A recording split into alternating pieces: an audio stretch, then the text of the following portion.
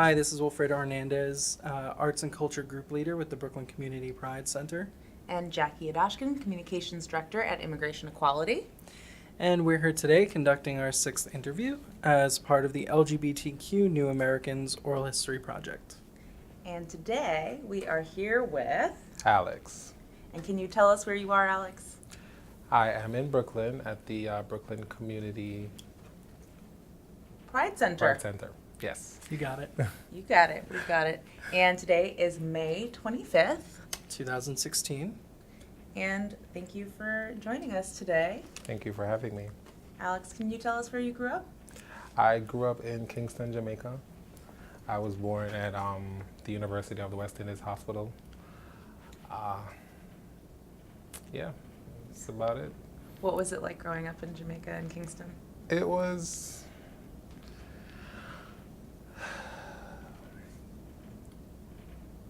an experience, I guess I should say. For those who grew up in Jamaica, they know it was fun a lot of times, especially as kids, playing with other kids, going out, having fun. But I was, I guess, perceived to be a little bit different. So every now and again, it would be more challenging for me to, to live. I was a little effeminate as a child growing up. I wasn't very masculine, and that's something that Jamaican people view to be, I guess, not right, or something that they are completely against. So there were times when it was a struggle, it was rough. I was bullied in school. I was more of a loner as a child. I used to just go to school, come home, stay inside, watch TV. And even that in itself was also an issue because I was perceived to be a little girl because I'm always in the house. I'm not outside playing football or running around with the boys. And if I do come out to play, I am playing with the girls. So either way, I would be getting it. And how was your family in terms of supporting you through all of that? There was, I guess, I don't know that there was much support in terms of that aspect of things. I guess my mom wasn't paying much attention to whether or not I was, being bullied and stuff, because she was so busy trying to make things or life okay for me in terms of, me and my brother at the time, to provide for us, to give us clothes and put a roof over our heads. I'm not even sure I blame her too much either, because I guess you knew they had to do what they had to do as parents. There was a situation when I was younger. There was this, I used to live in I guess what you would call, initially when I was, I guess, between the ages of, from birth to around 8 or 10, I used to live in a place, a yard. Usually they would call a situation like that like a tenement yard. I'm not sure if you've ever heard that term before. But I was living in that area, that yard, with several other people. Other families would live, in the I guess almost like a building or an apartment setting here, but it was more of just houses in one area. So there was this guy that lived, in the yard with us. When I was about 7 or 8, we used to mess around. He was older. He was an older boy. He was like, I want to say he was 14, maybe 15, could be 16. I really don't remember. But I knew he was definitely older than I was. I remember me and my older brother, we had a conversation. He was asking me about my girlfriend. My brother is older. He's 5 years older than I am.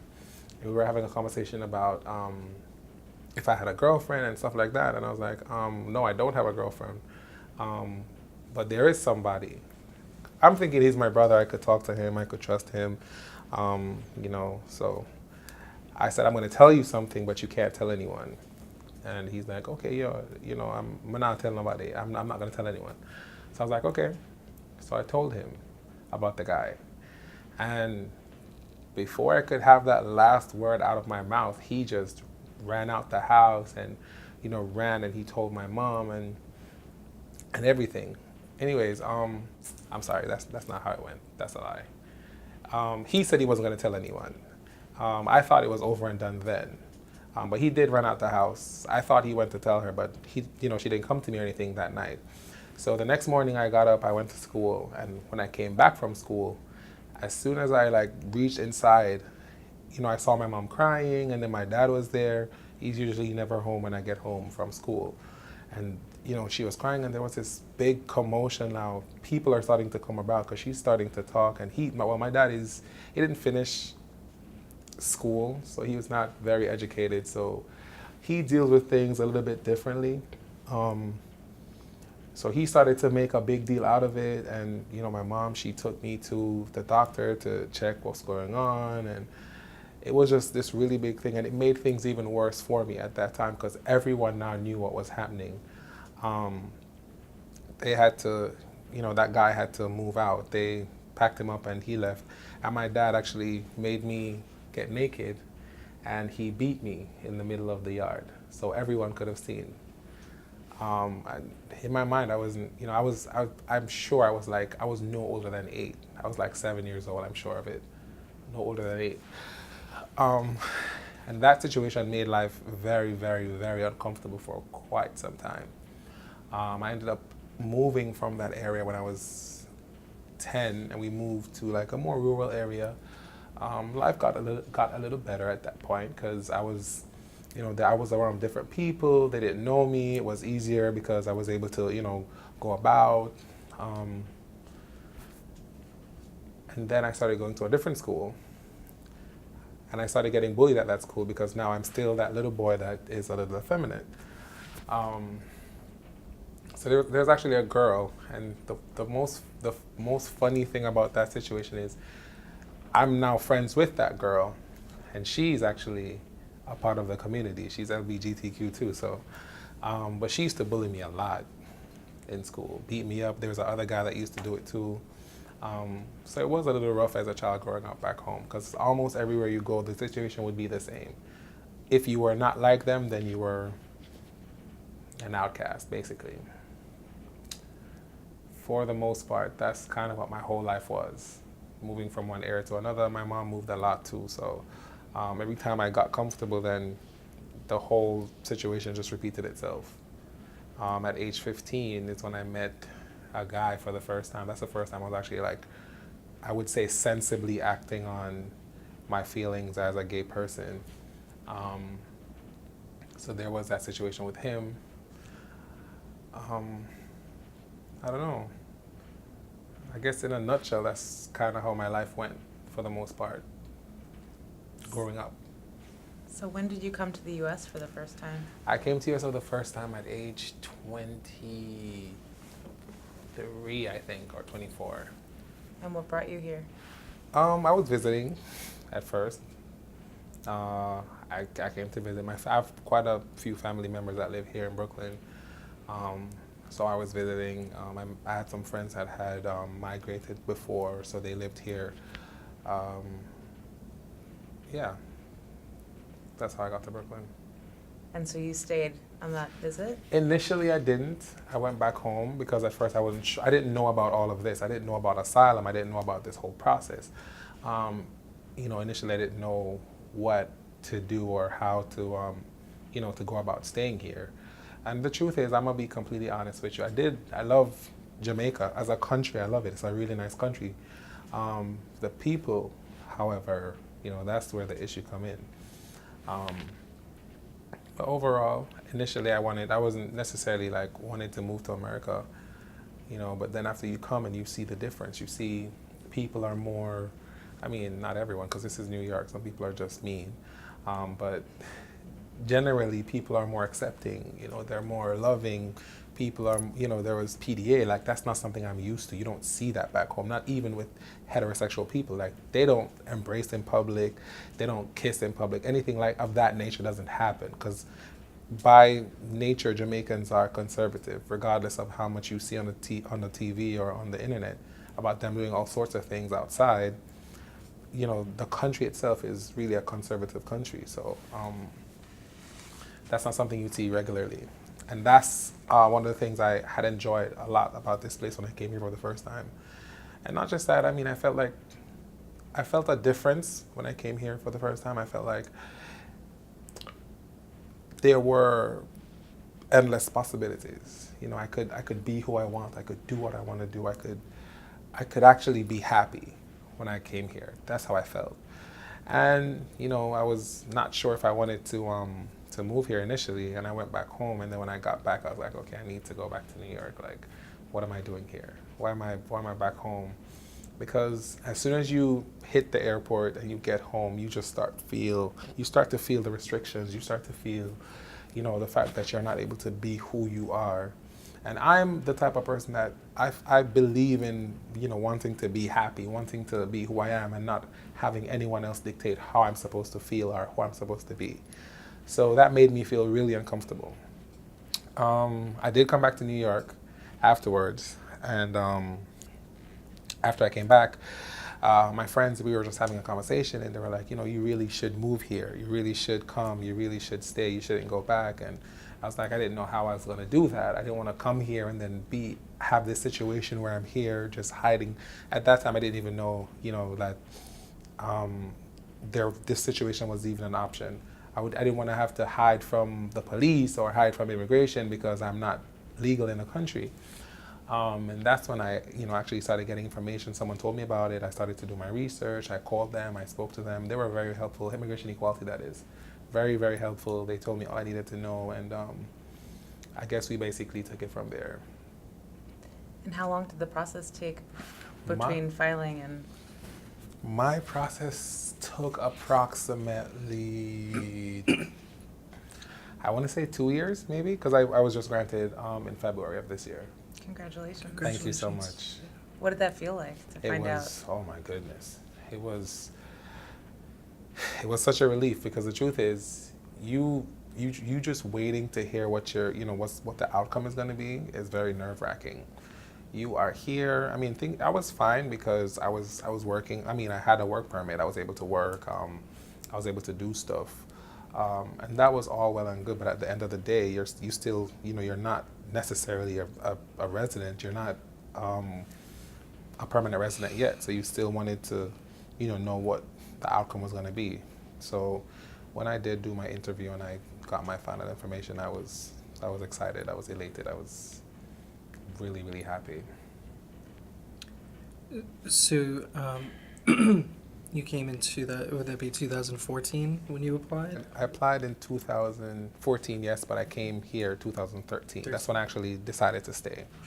I came July 2013. Applied in January 2014. It's an interesting historical marker in terms of advances in LGBT rights, right? Or specifically marriage equality.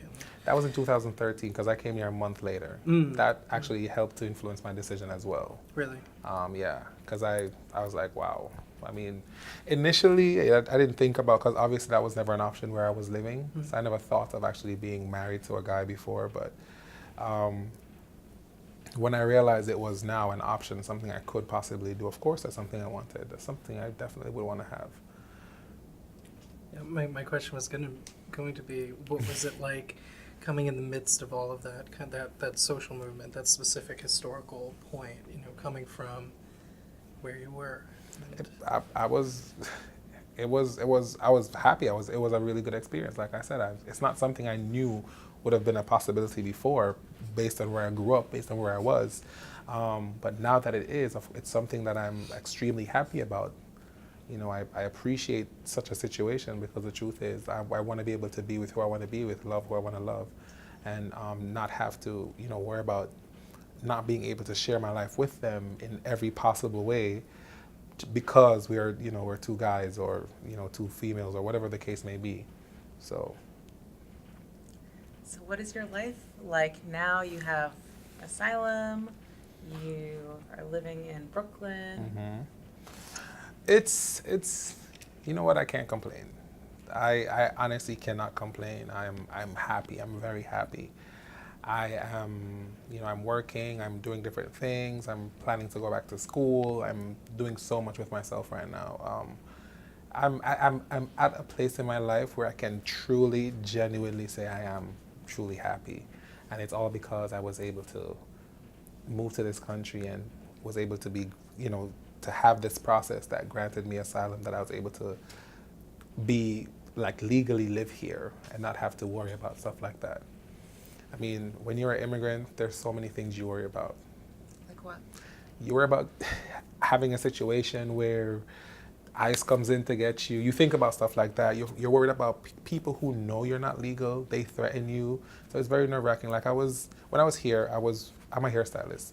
So I was, working in a salon down there. And this lady, for some reason, I don't know why, she just didn't like me.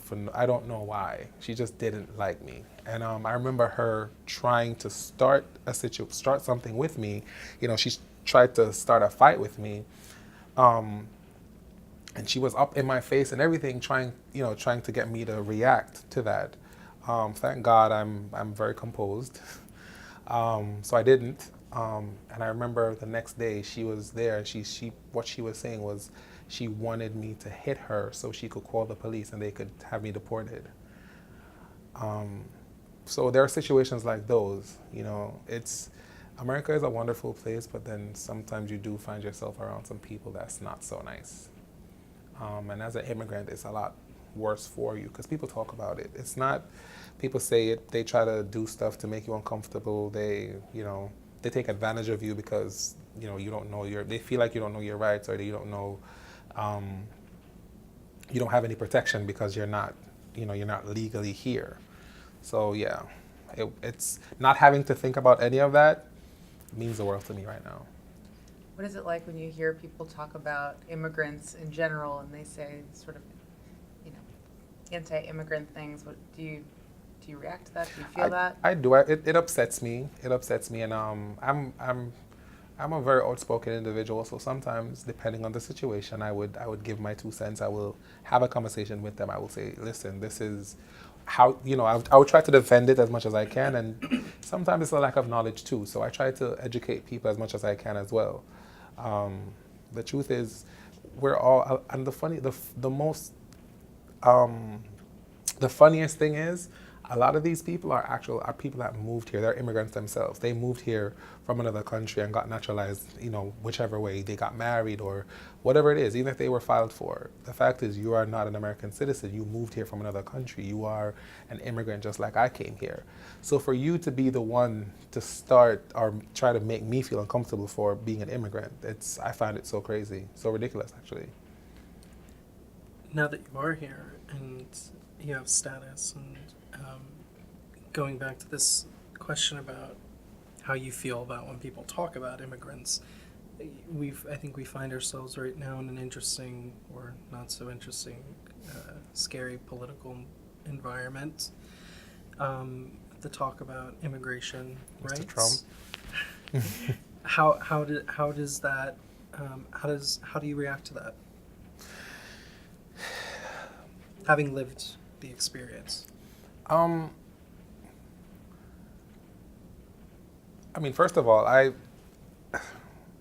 I'm appalled by even, how much support. And obviously we are talking about the current elections and stuff that's going on and the different candidates, and Mr. Trump specifically. I'm appalled by the amount of support he's getting based on some of the things he's saying. Just for the mere fact that this country itself, I want to say, and this is just my opinion, I might be wrong, but just based on the short period I've been here, I find that a lot of the workforce, or the contributions that are made from the physical resources from a lot of immigrants. Like it's mostly immigrants that come here because you're here for a reason. You try to work, you try to pay your taxes because you want to, you want to live okay. You try to do as much as you can, contribute, give back as much as you can to this country because it has done so much for you as an individual as well. I can speak for myself. I want to pay. I work. I pay taxes. I do what I need to do to live here because I feel like living here is, it's not necessarily a right, but more of an opportunity or a luxury. So I want to be able to, I guess,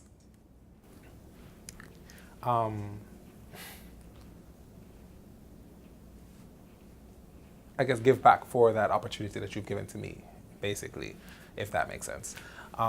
So I find that a lot of immigrants are people who are paying taxes, doing things, and then you have a lot of people who are citizens who are just living off of the social benefits, the food stamps and the Social Security, you kind of work for that. But disability, some of the things that they're getting, people I've seen who are able to work, they're able to do stuff, and they just live off the government. And then you on the other hand are going to be like, oh, immigrants should get out. They should go somewhere else. We don't want them here.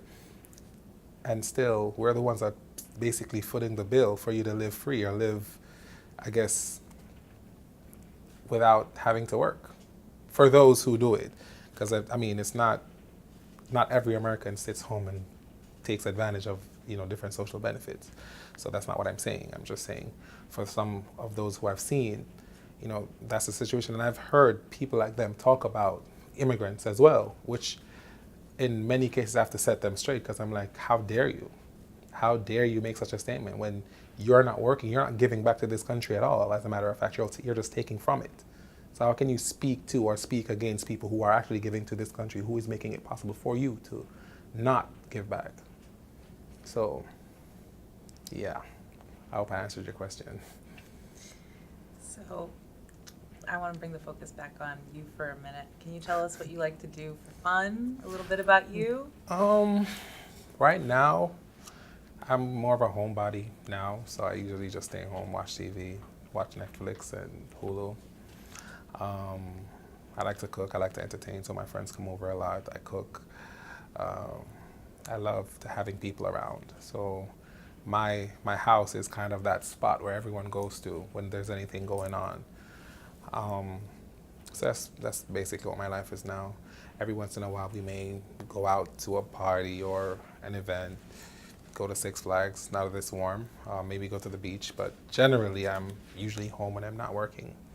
What do you like to cook? Jamaican food, curry chicken, macaroni and cheese pie, which I do a good one as a matter of fact. Okay, you'll have to give me your address after. Coming over. Of course. So yeah, I do that. I do baked chicken, a garden rice, just different stuff. I like to cook. I like when people eat. I like to have people around. Every once in a while my friends would joke that this is Big Mama's house because you can always come and get food to eat. Sounds good. And so do you have a good community here? I want to say yes and no. I do have a few friends. I do have a few people that will come by. The truth is, not everyone is really there for you if you actually do need them. Some people are around because, you have them, basically. But I would say I do have a few friends that I can reach out to, I can call upon, if needs be. So, yeah, kind of. And Alex, how do you identify in the spectrum of LGBTQ plus? The question is, where do I fall in all of that? I don't know. Or how do you self-identify? I guess I'm gay. That's what you're asking. And have you found a specific support community in Brooklyn or in New York that, Just my friends. Just your friends.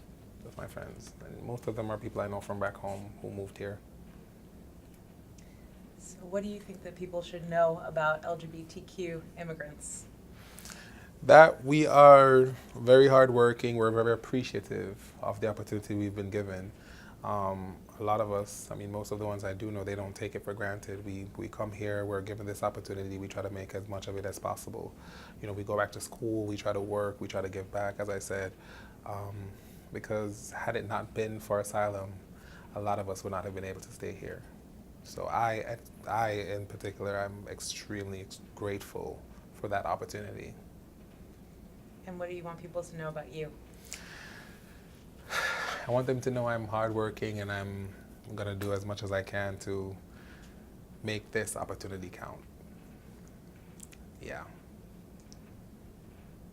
That's it. Is there anything else you'd like to add? I don't know. I want to say to the people who are currently in process, who are out there thinking about doing it, who are, getting it done, I want to tell them to just hold strong. There are going to be days when you get disheartened. You're going to feel like this is not happening. You're going to feel like what to do. You're going to feel helpless too, because the truth is, most of it is out of your hands. Like after you submit your paperwork and you do what you're supposed to do, it's all out of your hands. You have to wait on the process.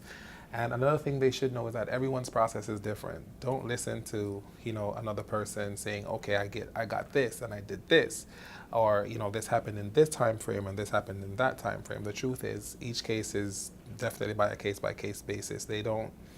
It doesn't mean that because I got it done in a year means that you're going to get it done in a year. Because there was a situation with one of my friends. I came here a year before he did, and he was granted asylum before I was.